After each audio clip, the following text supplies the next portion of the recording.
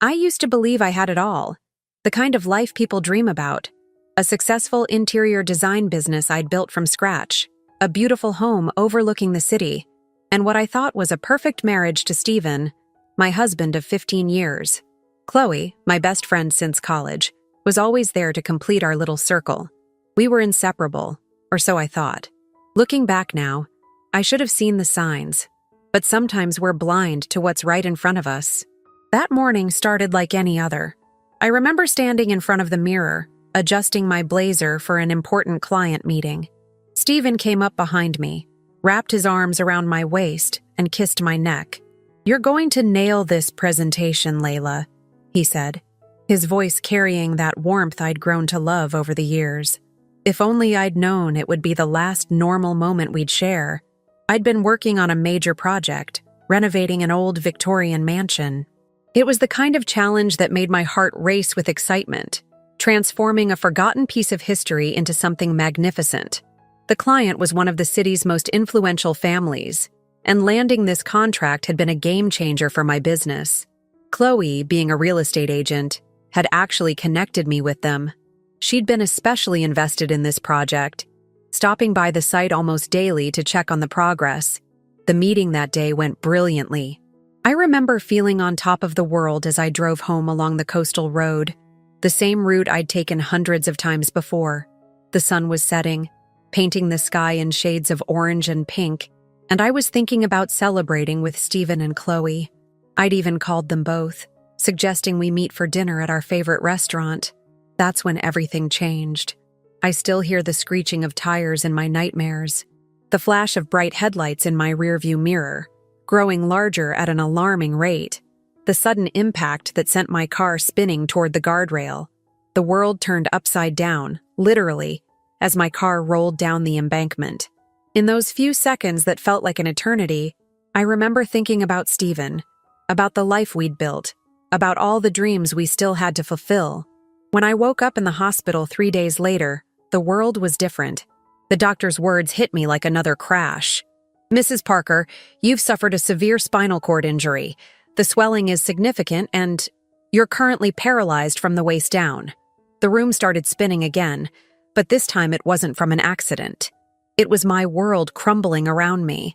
Stephen was there when I received the news, his face a mask of concern. Chloe stood beside him, squeezing my hand, tears streaming down her face. I was too shocked to cry, too numb to feel anything but disbelief. This can't be happening, I kept thinking. This isn't real. But it was real. All too real. The next few days passed in a blur of doctors, tests, and painful realizations. I watched as Stephen grew more distant with each passing day. His visits became shorter, his excuses more frequent. "I'm swamped with work," he'd say. "The company needs me." Chloe, on the other hand, was constantly present, almost too present, handling my affairs, speaking with my clients, managing my business decisions. Then came the moment that would change everything again. I was alone in my hospital room, struggling to reach my phone on the bedside table, when I overheard a conversation outside my door. 2 nurses were discussing a suspicious car accident. My accident. One of them mentioned that the police had found evidence of brake tampering. My heart stopped. Brake tampering? This wasn't an accident? That's when I started paying attention. Real attention. To everything and everyone around me. To the way Stephen and Chloe would exchange glances when they thought I wasn't looking. To the whispered conversations that stopped when I wheeled into the room. To the strange calls Stephen would take outside. To Chloe's overeager involvement in my financial affairs. I may have lost the use of my legs, but my mind was sharper than ever. And as I lay in that hospital bed, pretending to be defeated by my circumstances, I began to form a plan. Because sometimes, when you lose everything, you discover just how strong you really are.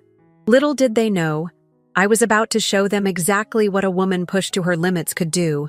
The day Stephen showed his true colors is etched in my memory like a scar that never quite heals.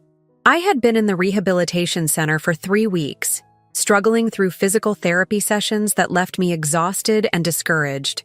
That morning, my therapist had just helped me back into my wheelchair after another grueling session when Stephen stormed in. his face twisted with frustration. "I can't do this anymore, Layla," he spat out, pacing the room like a caged animal. "Look at you. You can't even stand up. You're not the woman I married." His words cut through me like shards of glass. "You don't serve any purpose anymore. The business is falling apart, and I'm stuck taking care of an invalid." I sat there, stunned into silence, as 15 years of marriage crumbled before my eyes. But it wasn't his cruel words that shocked me most. It was the look of calculated coldness in his eyes. This wasn't a man breaking down under pressure. This was someone revealing who he truly was. That night, alone in my room, I did something I hadn't done since the accident. I opened my laptop. My fingers trembled as I logged into my email account, scrolling through months of correspondence. That's when I found it. An email chain between Stephen and Chloe that had been accidentally forwarded to my business account. My blood ran cold as I read their messages, dating back over a year. "She suspects nothing," Chloe had written. "Everything's going according to plan. Once the accident is done, we'll have control of everything." The truth hit me like a physical blow. The brake tampering, the accident, my paralysis, it had all been orchestrated by the two people I trusted most in the world. Their goal? The empire I'd built. What they didn't know was that I'd always been cautious with my business dealings. Every property, every investment, every major asset was carefully protected under my name alone. I scrolled through more emails, my hands shaking but my mind growing clearer with each revelation. They had planned everything meticulously: the timing of the accident, Chloe's constant presence at the hospital to monitor my decisions, Stephen's gradual withdrawal to break my spirit. They wanted me to give up, to sign over everything in my despair. But they had underestimated one crucial factor: me.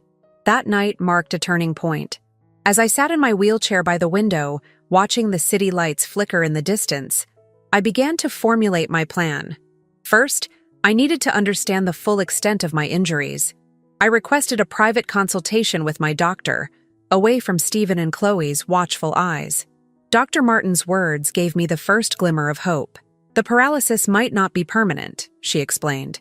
"The swelling is subsiding, and with intensive therapy, there's a real chance for significant recovery. But it will take time, dedication, and complete focus on your rehabilitation." Time. That's what I needed. And perhaps, for once, my apparent helplessness could work in my favor. I began by making small changes. I appeared more dependent, more defeated. I asked Stephen to handle more business decisions, knowing he'd report everything back to Chloe.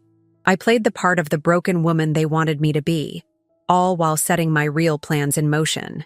Late at night, when the rehabilitation center was quiet, I started my own private therapy sessions. I worked with a trusted nurse, Lisa, who became my ally in this secret battle. She understood my situation. She'd seen similar stories of betrayal in her years of work. Under her guidance, I pushed myself beyond what I thought possible. During the day, I appeared to struggle with basic movements, but in those midnight sessions, I felt the first tingling in my toes, then my feet, then my legs. Progress was slow, but it was there. Each small victory was kept secret, hidden behind a mask of despair and dependence. I also began making discreet calls to my lawyer, Angela, a sharp-minded woman who'd helped me structure my business years ago. "Everything's still secure," she assured me. "They can't touch any of it without your explicit consent." She helped me understand every aspect of my legal position, and together we fortified my defenses even further. The hardest part was maintaining the facade, watching Stephen and Chloe play their roles, the concerned husband, the devoted friend, knowing what they had done, what they were still trying to do. Every kiss Stephen planted on my forehead felt like acid. Every time Chloe squeezed my hand in false sympathy, I had to resist the urge to scream the truth. But I had learned something valuable from this betrayal: patience. Like a chess player, I needed to think several moves ahead. Each piece had to be placed carefully, each action calculated for maximum effect. One evening, as I sat listening to Stephen and Chloe discussing my business options in what they thought was a private conversation, I caught a glimpse of myself in the window reflection. Instead of the broken woman they saw, I noticed something different. A glint of steel in my eyes, a set to my jaw that spoke of determination rather than defeat. I was no longer the victim of their story. I was the author of my own. Little did they know, their perfectly orchestrated plan was about to unravel, thread by treacherous thread. As I listened to them plot my financial ruin, I felt the strength returning to my legs, a secret power growing day by day. Soon, very soon, they would learn what it truly means to underestimate a woman's strength. The rehabilitation center became my fortress, and my wheelchair, ironically, became my throne. From this position of assumed weakness, I watched my enemies reveal themselves while gathering my strength in secret. Every day was a carefully choreographed performance of vulnerability. While behind the scenes, I was growing stronger. Lisa, my night nurse, proved to be more than just an ally. She became my guardian angel. She introduced me to Dr. Ryan Miller, a specialist in spinal cord injuries, who agreed to treat me privately, away from the prying eyes of Stephen and Chloe. "Your recovery is remarkable," Dr. Miller said during one of our clandestine sessions. "But more importantly, your determination is extraordinary." Those midnight therapy sessions were brutal. Sweat would pour down my face as I gripped the parallel bars, forcing my legs to remember their purpose. The pain was excruciating, but I welcomed it. Each stabbing sensation meant I was alive, fighting back. I learned to bite down on a towel to muffle my groans as I pushed through the exercises. During one particularly challenging session, Lisa shared something that changed everything. "Your friend Chloe has been asking about your medical records," she revealed, her voice low. "She's been trying to access information about your prognosis, but she doesn't have authorization." This information was gold. They were getting nervous, which meant they were likely to make mistakes. I decided to give them something to worry about. Through Angela, my lawyer, I began making subtle changes to my business arrangements. Nothing dramatic, just enough to make them notice. The effect was immediate.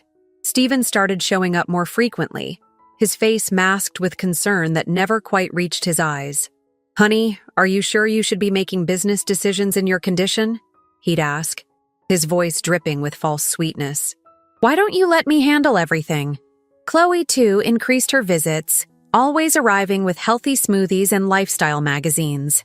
"You need to focus on healing," she'd insist, while subtly trying to glimpse any paperwork on my bedside table. "Let us take care of the business side of things." What they didn't know was that every night, after they left, I was working with a new team of trusted advisors. Angela had connected me with Matilda Torres, a brilliant financial investigator who specialized in uncovering fraud. Together, we began tracking Stephen and Chloe's movements, their financial transactions, their communications. "They've been planning this for at least 2 years, Matilda revealed one night, showing me a trail of hidden accounts and suspicious transfers. "They've been siphoning small amounts from your business accounts, testing the waters." The accident was supposed to be their endgame. The pieces were falling into place. Through their own greed, they'd left a breadcrumb trail of evidence. But I needed more than just evidence. I needed justice, served cold and calculated. My physical recovery was progressing faster than anyone expected. Within 3 months, I could stand for short periods, though I kept this hidden from everyone except my trusted inner circle. Dr. Miller was amazed by my progress. "Your body is healing," he said, "but it's your spirit that's doing the real work." One rainy evening, as I sat in my wheelchair looking out over the city, I overheard Stephen on the phone in the hallway. "She's not getting any better," he was saying to someone, presumably Chloe. "We need to move faster. I can't keep playing the devoted husband much longer. The European trip is already booked." European trip? This was new information. I immediately texted Matilda, who promised to investigate. Within days, she had uncovered their plan. A 2-month tour through Europe's most expensive destinations, paid for with money they'd been skimming from my accounts. Perfect. Their greed was making them careless. I decided to encourage their plan, playing the role of the supportive wife one last time. "You should go," I told Stephen the next day, managing to keep my voice steady. "You've been so stressed taking care of me. You deserve a break." The look of relief on his face was almost comical. He tried to hide it, of course, but I could see him practically salivating at the opportunity. "Are you sure, darling? I don't want to leave you. Chloe will be here," I assured him, the lies tasting like honey on my tongue. "Go, enjoy yourself. I'll be fine." That night, after everyone had left, I stood by the window of my private room. No wheelchair in sight. My legs were shaking with the effort, but I remained standing, watching the city lights blur through my tears. Not tears of sadness or pain, but of pure, unadulterated determination. Lisa found me like that, standing on my own, and rushed to support me. "You shouldn't be up without assistance," she scolded, but I could hear the pride in her voice. "I need to be ready," I told her, my voice stronger than it had been in months. "Everything is falling into place. When they return from Europe, they're going to find a very different woman than the one they left behind." What I didn't share with Lisa was the full extent of my plan. While Stephen and Chloe would be living it up in Europe, I would be executing the most important performance of my life. Physical therapy would intensify, my legal team would compile their evidence, and my financial investigators would document every stolen penny. But most importantly, I would be reclaiming something they thought they had destroyed forever: my power. Because sometimes, the best revenge isn't just about getting even. It's about rising so far above your enemies that they can't help but choke on the dust of their own destruction. As I finally allowed Lisa to help me back into bed, I felt a smile tugging at my lips. Let them have their European adventure. Let them think they've won. Their return would mark the beginning of their downfall, and I would be standing, yes, standing, ready to watch it all unfold. The day Stephen left for Europe felt like breathing fresh air after being underwater for months. I played my part perfectly, the supportive wife in the wheelchair, smiling bravely as he kissed my forehead goodbye. Chloe stood beside me, squeezing my hand with false sympathy, promising to take care of everything while he was gone. If only they could see my inner smile. The moment they disappeared through the airport security gate, I sent a single text to Dr. Miller. It's time. The real work was about to begin. I moved out of the rehabilitation center that very day, checking into a private medical facility that Dr. Miller had recommended. It was an exclusive place tucked away in the mountains, far from prying eyes. My new room overlooked a serene lake, but I wasn't there for the view. I was there for war. "No more hiding," Dr. Miller said during our first session. "Now we push your limits." And push we did. My days became a brutal routine of physical therapy, strength training, and rehabilitation exercises. Every morning began at 5 a.m. with hydrotherapy, followed by hours of working with specialized equipment designed to retrain my muscles and nervous system. The pain was extraordinary. There were nights I lay in bed, every muscle screaming, tears streaming down my face. But each morning, I got up and did it all again. My determination was fueled by the regular updates from Matilda about Stephen and Chloe's European adventure. "They're burning through money like it's water," Matilda reported during one of our weekly video calls. "5-star hotels, luxury restaurants, shopping sprees. They think they're celebrating their victory, but they're really just documenting their theft." Angela, my lawyer, was equally busy. She had assembled a team of forensic accountants who were tracking every transaction, every transfer, every penny they'd stolen over the years. The evidence was damning. "We've uncovered a pattern of systematic theft," she explained, showing me spreadsheets of their activities. "They've been planning this for years, Layla. The accident wasn't just about getting you out of the way. It was about taking everything you'd built. But their biggest mistake was underestimating the power of loyalty. Word had gotten out in the industry about my accident, and former clients began reaching out. Many had dealt with Chloe in my absence and were uncomfortable with her aggressive attempts to take control of ongoing projects.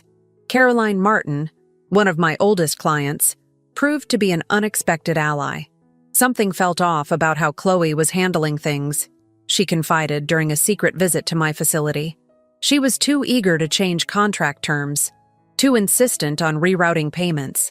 Caroline had kept detailed records of every interaction, adding to our growing mountain of evidence. My physical transformation was matching pace with my strategic preparations. By the end of the first month, I could walk short distances without assistance. By the end of the second month, I was doing light jogging on the facility's indoor track. My body was becoming stronger than it had ever been, fueled by a determination I never knew I possessed. Dr. Miller introduced me to Diana, a personal trainer who specialized in working with recovery patients. She became my drill sergeant, pushing me beyond what I thought possible. "Your body can handle more than your mind believes," she would say as I struggled through another set of exercises. One morning, as I stood before the mirror after a particularly intense session, I barely recognized myself. My arms were toned, my stance confident. The defeated woman in the wheelchair was gone, replaced by someone stronger, both physically and mentally. Chloe's weekly video calls became an exercise in theatrical performance. I made sure to always be in my wheelchair, appearing tired and dependent. "Everything's fine here," I would assure her, noting how her eyes darted around my room, searching for any signs of business documents. The updates about their European trip were illuminating. Through Matilda's surveillance, we tracked them as they moved from Paris to Rome, then to Barcelona. They were getting sloppy, confident in their victory. Stephen was using my business credit cards openly now, booking luxury experiences and expensive restaurants. "They've just charged another 5-figure dinner in Monaco," Matilda reported one evening. "They're literally drinking your money away." But their extravagance was playing right into my hands. Each excessive charge, each unauthorized transaction, was another nail in their coffin. Angela's team was documenting everything, building an airtight case that would leave them no wiggle room when the time came. As their trip entered its final weeks, I intensified my preparations. My physical therapy sessions doubled in duration. I worked with a nutritionist to optimize my diet for maximum strength and energy. I even started taking private self-defense classes, channeling my anger into productive force. Diana watched my progress with growing admiration. "You're not just recovering," she observed one day as I completed a complex exercise routine. "You're transcending your former self." She was right. This journey had become more than just recovery or revenge. It was a complete metamorphosis. The woman Stephen and Chloe had tried to destroy was gone. In her place was someone stronger, sharper, and infinitely more dangerous. 1 week before their scheduled return, I received an interesting piece of information from Matilda. "They've booked an extra week in Saint-Tropez," she reported. "They're planning to celebrate their successful European venture with a luxury yacht rental." I smiled at the news. Let them have their final celebration. Let them drink expensive champagne and toast to their perceived victory. Their overconfidence would make the eventual fall even sweeter. As I stood on my balcony that evening, watching the sunset paint the lake in shades of gold and crimson, I felt a deep sense of calm. Everything was in place. My body was ready. My evidence was compiled. My strategy was set. In just 2 weeks, Stephen and Chloe would return, expecting to find a broken woman ready to sign away her life's work. Instead, they would face the consequences of their actions in a way they never imagined. The countdown had begun. The morning Stephen and Chloe were scheduled to return, I stood in front of my full-length mirror, hardly recognizing the woman staring back at me. Gone was the fragile victim they'd left behind. In her place stood someone entirely new, strong, poised, and ready for battle. My hair was styled in a sleek bob, my posture straight and confident, my body toned from months of intensive training. "Are you ready for this?" Lisa asked, standing beside me. She'd taken a day off from the rehabilitation center to be here for what we'd come to call Judgment Day. "I've been ready for this moment since the day I overheard them in the hospital," I replied, smoothing down my tailored blazer. The outfit had been carefully chosen. A power suit in deep burgundy that made me look both professional and formidable. No more hospital gowns or loose-fitting clothes to hide behind. The last 2 weeks had been a whirlwind of final preparations. Angela had compiled all our evidence into what she called the Doomsday File, a comprehensive documentation of Stephen and Chloe's betrayal, from the planned accident to their financial theft. Matilda's team had tracked every expense from their European escapade, creating a detailed map of their extravagance with my money. "They just landed," Matilda texted. She had someone monitoring their flight. Their customs clearance should take about an hour. I smiled, remembering their last video call from Saint-Tropez. They'd been sun-kissed and carefree, completely unaware that their paradise was about to crumble. Chloe had chattered about handling some urgent business matters upon their return, while Stephen had smiled that cold smile I'd grown to detest. "I have a surprise for you when we get back," he'd said, his voice dripping with false affection. Little did he know, I had a few surprises of my own. Dr. Miller had given me a final checkup the day before. "Medically speaking, your recovery is nothing short of miraculous," he'd said, reviewing my latest tests. "But we both know it wasn't just medicine that got you here. It was sheer force of will." The doorbell rang, pulling me from my thoughts. It was Caroline, arriving with the rest of my support team. We gathered in my home office, the same office where I'd built my business, the same office where Stephen and Chloe had probably plotted my downfall. "Everything's in place," Angela confirmed, opening her laptop. "The moment they enter the building, security will notify us. The police are on standby, ready to move in when we give the signal. But remember, timing is crucial."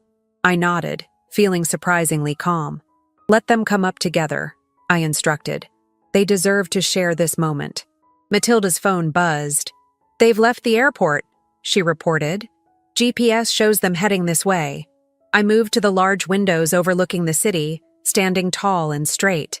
The wheelchair, my prop for so many months, was positioned in the corner of the room, a symbol of the deception I'd had to play.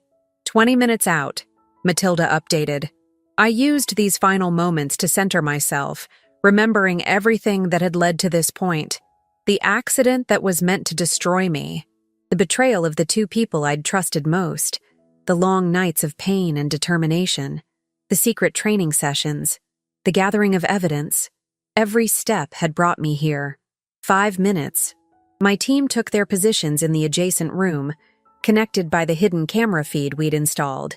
I wanted Stephen and Chloe to think they were walking into their moment of triumph. Instead, they were walking into mine. They're in the lobby.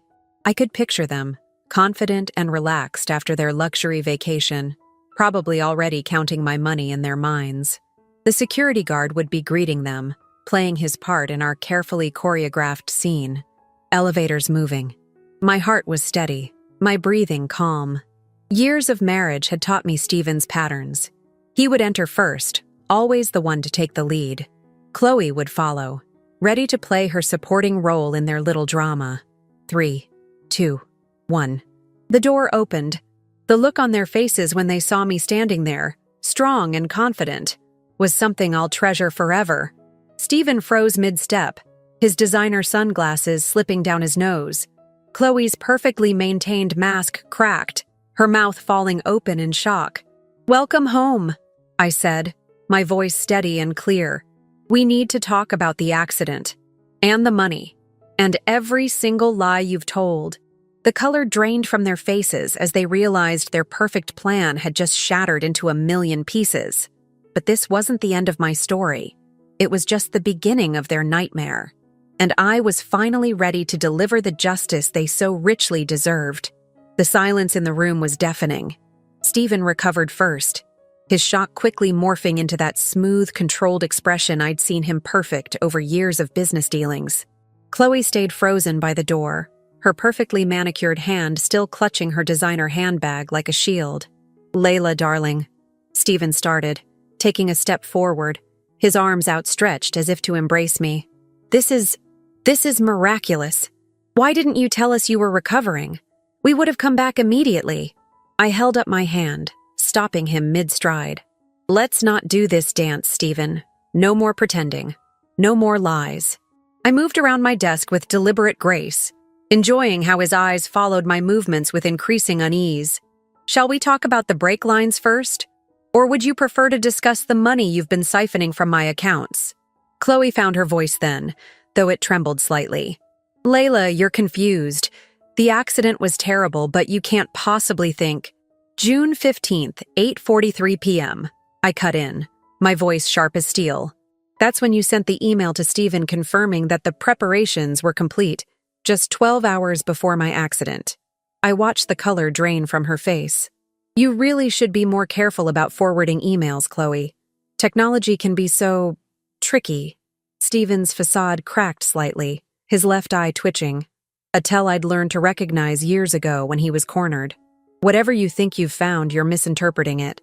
We've only ever wanted to help you. Look at how we've taken care of everything while you were recovering. Oh, let's look at that, shall we? I pressed a button on my desk phone. Matilda, would you join us with the files? Matilda walked in, carrying a thick folder. The look of recognition and fear that flashed across Stephen's face was priceless. Matilda had been his private banker's assistant for the past 3 months, feeding information directly to me. Perhaps we should review your recent European expenses, I suggested, opening the folder. The $50,000 shopping spree in Paris? The yacht rental in Saint-Tropez? All charged to my business accounts, of course. Very helpful of you both. Chloe took a step toward Stephen, their carefully maintained distance forgotten in their panic. I could see their minds racing, trying to find an escape route that no longer existed. Or maybe, I continued, my voice dangerously soft, we should discuss the offshore accounts you've been filling with my money for the past 2 years? The ones you thought were untraceable? That's enough, Stephen suddenly shouted, his composed businessman persona shattering completely. You have no proof of anything. It's your word against ours, and you're clearly not well. The stress of the accident has affected your mind. Actually, a new voice interrupted as Angela stepped into the room. She has quite a lot of proof. My lawyer smiled, the kind of smile that had made her famous in courtrooms across the country. Would you like to see the evidence of the brake tampering first? Or shall we start with the financial fraud? The next hour was a masterclass in unraveling lies. With surgical precision, we laid out every piece of evidence. The tampered brake lines, the suspicious bank transfers, the coded emails planning my accident, the forged documents they'd prepared to seize control of my assets. I watched them crumble, their expensive tans fading as they realized the depth of their exposure. Chloe tried to cry, turning on the waterworks that had probably worked so well for her in the past. Stephen attempted to bluster and threaten, but his words fell flat in the face of our overwhelming evidence. Here's what's going to happen, I finally said, standing to my full height. Every penny you've stolen will be repaid.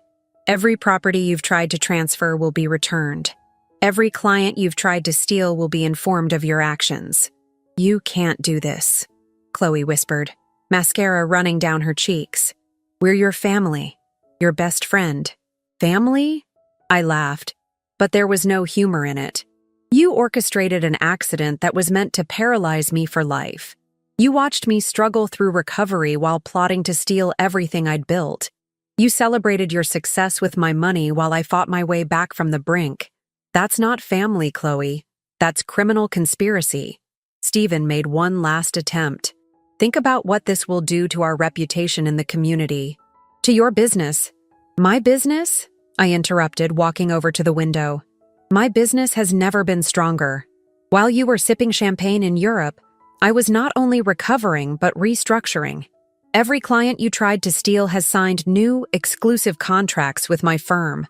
Your little power play actually helped me identify and eliminate every weak link in my organization. I turned back to face them, enjoying the way they seemed to shrink under my gaze. The police are waiting downstairs. You have exactly 2 choices. Option 1.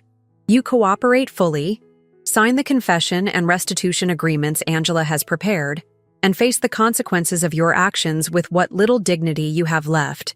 Option 2. You resist and we take this public. Every detail, every email, every betrayal exposed in court. Your choice. The silence that followed was heavy with the weight of their realization.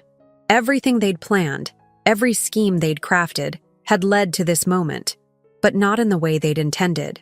You have 5 minutes to decide, I said, walking towards the door. I suggest you choose wisely. Unlike you, I keep my promises. And I promise you this, one way or another, justice will be served. As I left them to their decision, I heard Chloe burst into real tears, not the calculated ones she'd used before, but the gut-wrenching sobs of someone watching their world collapse. Stephen remained silent, probably still searching for an escape route that didn't exist. I closed the door behind me, joining my team in the adjacent room. On the security monitors, we could see Stephen and Chloe, their perfect facade completely shattered, facing the consequences of their actions at last. "Are you okay?" Lisa asked softly, squeezing my hand. I smiled, feeling lighter than I had in months. "I'm better than okay," I replied. "I'm free." But the day wasn't over yet. Their choice would determine what happened next, and I was prepared for either outcome. Because sometimes, the greatest victory isn't just in surviving, it's in thriving despite those who tried to destroy you. Those 5 minutes felt like an eternity as we watched Stephen and Chloe on the security monitors. Their body language told the whole story. Stephen pacing like a caged animal, Chloe slumped in a chair, her perfect posture finally broken. They whispered furiously to each other, gesturing wildly, their carefully constructed world crumbling around them. With 30 seconds left on the clock, Stephen did exactly what I'd predicted. He reached for his phone.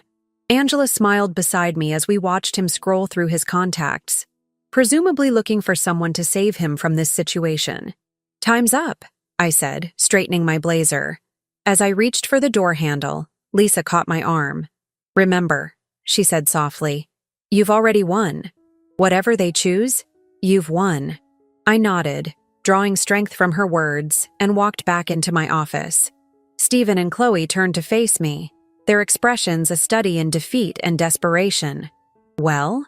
I asked, my voice steady and clear. Stephen stepped forward, his businessman mask firmly back in place. "We'll sign," he said, though the words seemed to physically pain him. "But we want assurances." "You're not in a position to negotiate," Angela interrupted, walking in with the documents. "The terms are non-negotiable. Full confession, complete restitution, no contests." What happened next surprised even me. Chloe suddenly stood up, her designer handbag falling forgotten to the floor. "I want to confess everything," she said, her voice shaking but determined. "Not just what you know. Everything." Stephen's head whipped around so fast I thought he might get whiplash. "Chloe, don't—" "No, Stephen," she cut him off. "It's over. We did this. We planned it all. The accident, the theft, everything. And Layla." She turned to me, tears streaming down her face. "I know it doesn't mean anything now, but I'm sorry. We let greed consume us. We thought we were so clever, but we were just monsters." I stood there watching my former best friend break down, feeling strangely detached. Her confession wasn't for me. It was for herself. But it did make what came next easier. The police officers who had been waiting entered the room. Everything happened quickly after that. Rights were read, statements were taken, documents were signed.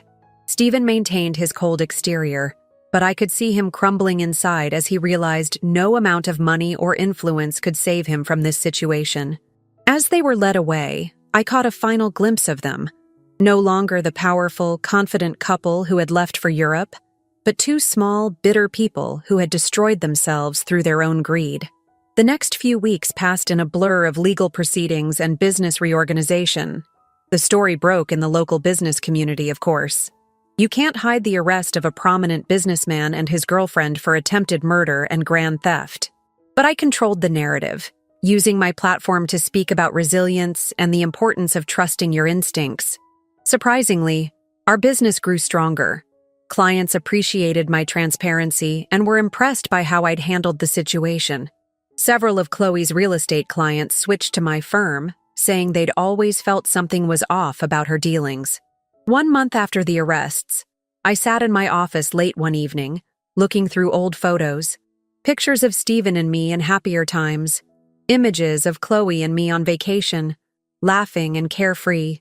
It felt like looking at strangers. "Still here?" Lisa's voice came from the doorway. She'd quit her nursing job and accepted my offer to join the firm as our employee wellness coordinator. Her experience in rehabilitation had given her unique insights into helping people rebuild themselves.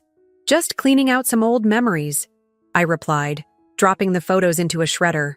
"You know," she said, sitting across from me, "most people would be broken after what you've been through, but you're stronger than ever." I thought about that for a moment. I am stronger, I agreed, but not because of what they did to me. I'm stronger because of what I did in response. I chose to fight back. I chose to rebuild. I chose me. The legal proceedings concluded faster than expected, thanks to Chloe's comprehensive confession and the mountain of evidence we'd gathered. Stephen received 15 years for attempted murder and fraud. Chloe, due to her cooperation, got 8 years. The restitution agreements ensured every penny they'd stolen would be returned, with interest. But the real victory wasn't in their punishment. It was in my renaissance. I expanded the business, opening a foundation to help women recover from trauma and rebuild their lives. Every week, I spent time mentoring others who had faced betrayal and abuse, showing them that survival was just the beginning. They could thrive.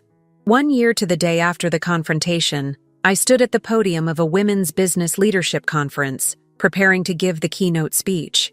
Looking out at the sea of faces, I saw not just an audience, but a community of survivors and fighters. My story begins with betrayal, I started, my voice clear and strong. But it doesn't end there. Because while they thought they were writing my ending, they were actually just setting the stage for my new beginning. The response was immediate and powerful. A room full of women standing, applauding, some with tears in their eyes. They understood, as I did, that our worst moments don't define us. It's how we rise from them that tells our true story. Later that night, as I drove home along the same coastal road where they'd tried to end my life, I felt nothing but peace. The sunset painted the sky in brilliant colors, just as it had on that fateful day. But this time, I wasn't thinking about celebrating with false friends. I was celebrating myself, my strength, and the beautiful uncertainty of the future. Because sometimes, the happiest endings aren't about revenge or justice. They're about reclaiming your power and realizing that the only person who can write your story is you. The media called it the miracle recovery story, but they missed the point entirely. There was no miracle, just determination, strategy, and the power of choosing yourself when others have chosen to betray you. As my story spread, something unexpected began to happen. Women started reaching out to me, sharing their own stories of betrayal and resilience. It started with an email from Rebecca, a former client who'd been silently suffering through her own nightmare. "Your story gave me courage," she wrote. "Yesterday, I finally left my emotionally abusive partner and took back control of my company." Her words hit me hard. While I'd been focused on my own recovery, others had been drawing strength from it. That realization led to the creation of Women Fly, a mentorship program within my foundation specifically designed for women rebuilding their lives after betrayal. We offered not just emotional support but practical help, business advice, legal guidance, and financial planning. Lisa's expertise in rehabilitation became invaluable as we developed programs that addressed both physical and emotional recovery. "You're building something revolutionary here," Angela told me one evening as we reviewed applications for our mentorship program. "You're not just helping women survive, you're teaching them to thrive." The work wasn't always easy. Each story that came through our doors carried its own weight of pain and betrayal. Some days, I'd find myself back in that hospital room, feeling the weight of my own trauma. But those moments no longer paralyzed me. They fueled me. 6 months after launching Women Fly, I received an unexpected visitor. Catherine Miller, Dr. Miller's wife and a prominent business journalist, wanted to feature our work in a major business magazine. "This isn't just about personal recovery," she explained. "You're changing how the business world views resilience and female leadership." The article she wrote, "Rising from the Ashes: How One Woman's Betrayal Became a Blueprint for Success," went viral. Suddenly, I was being invited to speak at international conferences, sharing not just my story, but the stories of all the women we'd helped. But success brought its own challenges. As our foundation grew, so did the attacks. Critics claimed we were man-hating or promoting distrust in business relationships. Some even suggested I'd fabricated parts of my story for attention. I addressed these criticisms head-on at the World Business Forum. "This isn't about gender warfare," I stated firmly. "It's about recognizing that betrayal can happen to anyone, from anyone. It's about understanding that your lowest moment doesn't have to define you. It can be the foundation you build your greatest achievements upon. The real breakthrough came when we launched our business incubator program. We didn't just want to help women recover, we wanted to help them build something new. The program provided seed funding, mentorship, and resources to women starting over after personal or professional betrayal. One of our first success stories was Matilda Torres, my former financial investigator. Inspired by her work on my case, she started her own forensic accounting firm specializing in helping women uncover financial fraud in personal and professional relationships. Within a year, she had offices in 3 cities. But it wasn't all about business success. The most profound changes happened in quiet moments. Like when Lisa introduced me to Jenny, a former athlete struggling to recover from an accident similar to mine. "I don't know if I can ever trust again," she confided during our first meeting. "Trust isn't about never being betrayed," I told her, sharing the wisdom I'd gained. "It's about trusting yourself to handle whatever comes your way." 3 months later, Jenny wasn't just walking again. She was teaching adaptive yoga classes at our foundation's wellness center. My personal life was evolving too. The experience had changed how I approached relationships, making me more discerning, but also more authentic. I learned that being strong didn't mean being alone, and that vulnerability, when shared with the right people, could be a source of power. During a foundation fundraiser, I met David, a widowed architect who'd lost his wife to cancer. Our connection wasn't based on shared trauma, but on shared values and a mutual understanding of life's complexities. We took things slow, both of us knowing the value of building trust gradually and authentically. One evening, as we walked along the beach near my home, David asked me if I ever regretted exposing Stephen and Chloe's betrayal so publicly. "Wouldn't it have been easier to just take your revenge quietly?" I stopped walking, watching the waves crash against the shore. "The easy path isn't always the right one," I replied. By sharing my story, I gave other women permission to share theirs. Sometimes the greatest revenge is showing others that survival is just the beginning. The Foundation's work continued to expand. We opened centers in other cities, each offering a combination of practical support and emotional healing. Our success rate spoke for itself. Over 80% of the women who came through our programs went on to start their own businesses or rebuild their careers.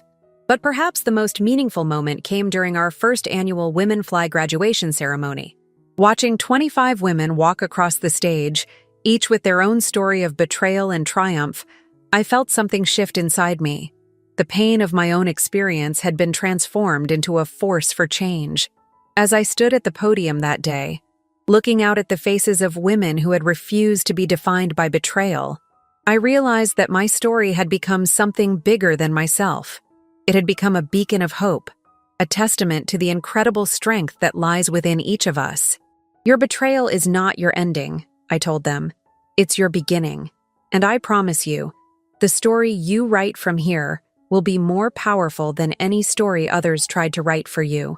5 years after the day I stood up from that wheelchair and faced my betrayers, I found myself back at the rehabilitation center where it all began. This time, I wasn't a patient.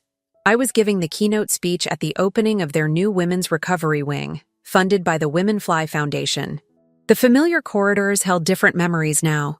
As I walked past the room where I'd spent those long nights secretly rebuilding my strength, I smiled at how far I'd come. Lisa, now the Foundation's executive director, walked beside me, both of us remembering those midnight therapy sessions that had laid the groundwork for my recovery. "Can you believe how much has changed?" she asked, gesturing to the newly renovated spaces. Each room was equipped with state-of-the-art rehabilitation equipment, and the walls were adorned with inspiring stories of women who had rebuilt their lives after trauma. "Sometimes change is exactly what we need," I replied, thinking of all the transformations I'd witnessed over the years. The Foundation had grown beyond anything I could have imagined. What started as a personal journey of recovery had blossomed into a global movement. We now had centers in 12 cities across 3 continents, each offering comprehensive support for women rebuilding their lives after betrayal and trauma. As I prepared to address the audience, I received an unexpected message. Chloe was being released from prison early for good behavior. During her incarceration, she'd become a model inmate, counseling other women and taking responsibility for her actions. She'd even written me a letter every year on the anniversary of the accident, each one delving deeper into her understanding of what she'd done. Stephen, on the other hand, had shown no remorse. He'd spent his time trying to appeal his conviction, still unable to accept responsibility for his actions. His latest appeal had been denied just last month. Standing at the podium, looking out at the faces in the crowd, medical professionals, former patients, supporters, and women currently on their own journey of recovery, I felt a profound sense of purpose. 5 years ago, I lay in a bed in this very building believing my life was over, I began. 2 people I trusted had orchestrated my destruction, or so they thought. But they taught me the most valuable lesson of my life. Our greatest setbacks can become our greatest comebacks. The audience included women from all walks of life. Jenny, now running her own adaptive sports program.